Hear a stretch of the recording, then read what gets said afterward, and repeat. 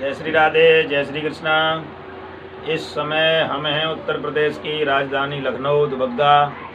ये हैं हमारे विपिन शास्त्री जी। और आज हम बात करते हैं, लोग चलती हुई कथा में प्रश्नोत्तर करते हैं। तो कथा सुनने से पुण्य लाभ होता है और कथा सुनने से पाप भी लगता है। कथा में कुछ कार्य ऐसे हैं, यदि आप करेंगे तो आपको पाप लगेगा। जैसे आप कथा सुनने गए और चूना लगाने लगे तम्बाकू में। क्या करने लगे? लोग कथा में भी चूना लगाते हैं। तो तम्बाकू खाने से पाप लगता है, पान खाने से पाप लगता है। क्या पाप लगता है अभी हम आपको बताएंगे। यानी नरकों की प्राप्ति होती है इतना करने मात्र से। भागवत की कथा में बिना प्रणाम के नहीं बैठना चाहिए, इससे भी पाप लगता है। जो लोग भागवत महापुराण की कथा की निंदा करते हैं, हाथ खड़ा करके प्रश्नोत्तर पूछते हैं, वो तो यहाँ तक लिखा है कि वो लोग कुत्ते और गधे बनते हैं। अब ये बात अगर इतनी कह के हम छोड़ देंगे तो लोगों को ऐसा लगेगा कि ध्रुव महाराज अपने आप कह रहे हैं। तो रामचरितमानस गीता प्रेस गोरखपुर वाली नहीं, पंडित ज्वाला प्रसाद मिश्र जो बम्बई छापे की उसको उठाएंगे। वहाँ एक चौपाई है, कथा विघ्न करते जो द्रोही, नरक भोग पुन सो कर होई। कथा सुनत जे बीरा खाई, ते मल भक्षत नरक नमाही।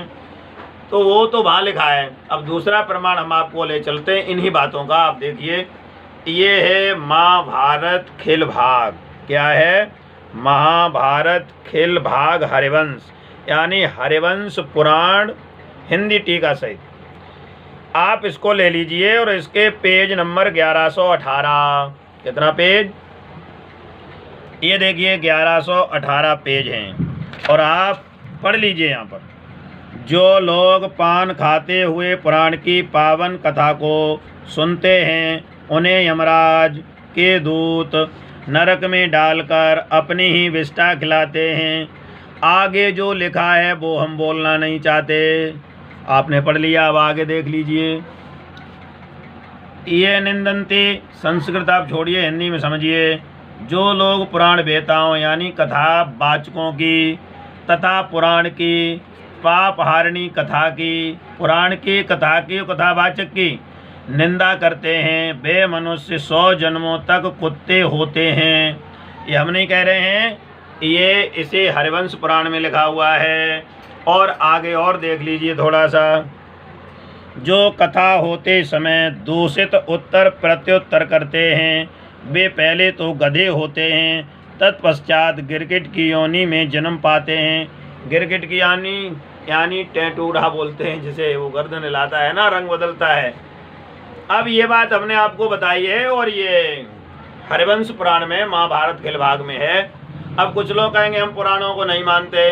भैया नहीं मानते तो हम न इन बातों का खंडन करते हैं, न इन बातों का समर्थन करते हैं। जो लोग पुराणों की ही बात करते हैं उन लोगों के लिए है।